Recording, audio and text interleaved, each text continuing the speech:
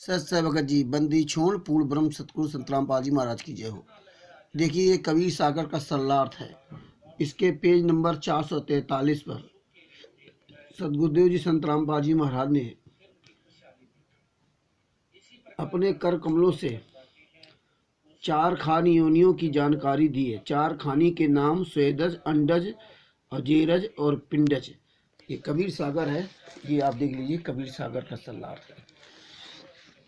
इसमें जीव की उत्पत्ति कैसे होती है इसका परमात्मा ने विवरण दिया है। ये अच्छी तरह से आप देख लें। मृत्यु के उपरांत प्राणी धर्मराज के दरबार में जाता है। जिसको जरूर जो शरीर प्राप्त होना है वहाँ से उसके कर्मानुसार भेज दिया जाता है। वह जीव अन्न या फल में प्रवेश कर जाता है। जब शरीरधारी उस अन्न या फल, मेवा, घास को खाता है तो वह संस्कारी जीव उसी सत्ताधारी शरीरधारी के वीर में चला जाता है। वहाँ से मादा के गर्भ में दोनों स्त्री पुरुष के वीर से शरीर का निर्माण होता है।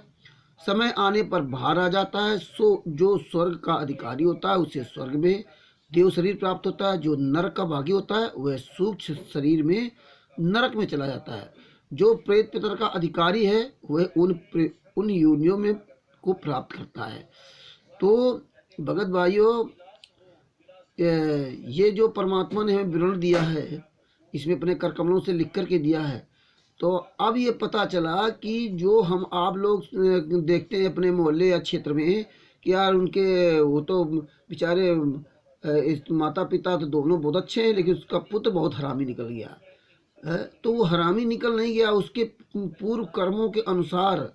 अब ये देखो, जब हम कोई फल फ्रूट खाते हैं, इंसान, जीव जानवर जो है, जीव हाथ जो मतलब घास खाने वाले जानवर जब घास खाते हैं तो अन्य जितने भी जीव जंतु हैं उनके अंदर ये जो ना ऐसे ऐसे जो ना ये जो हमारे शुक्राणु जो बनता है तो उसके बीज के द्वारा उसमें वहाँ पहुँच जाता है वो जीव, उसके संस्कार भी।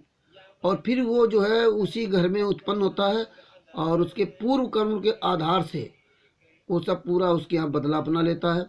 और इसके बाद जो है वो यहाँ के जो कर्म करता है, जब यहाँ जन्म होता है, जैसा भी कर्म करता है तो इसको स्वर्ग मिलता है और नरक जाने वाले को नरक मिलता है। और फिर वो प्रेत पितर बनने वाले प्रेत पितर बन जाते हैं। फिर वो सारा भोगने के बाद फिर वही क्रिया होती है कि वो कि अन्न के द्वारा, फल के द्वारा, मेवा घास आदि के द्वारा वो शरीर में प्रवेश कर जाता है, जीव के शरीर में। फिर उसका मतलब जो है जन्म होता है। तो ऐसे ही ये पूरी जो है ना 84 लाख योनियाँ चलती रहती है। लेकिन परमात्मा कहते हैं, जब वहीं सतनाम हृदय धरो भयो पाप का नाश, मानो चिग्न की अग्नि की परी पुरानी घास। अगर ये तो सतनाम का मंत्र लेने से ही, सतगुरु की शरण में आने से ही ये सारे जितने पाप होते हैं सब पाप ताप नष्ट हो जाते, जल जाते हैं।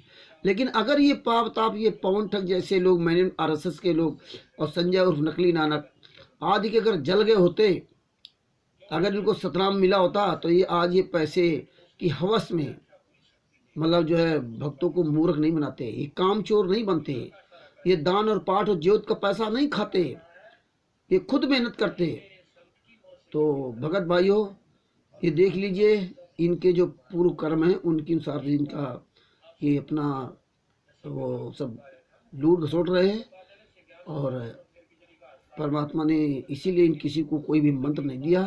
अगर मंत्र दिए होते परमात्मा अपने डायरेक्ट मुकम्मल से तो शायद इतनी जो है निष्ठा की हद पार ये लोग नहीं करते।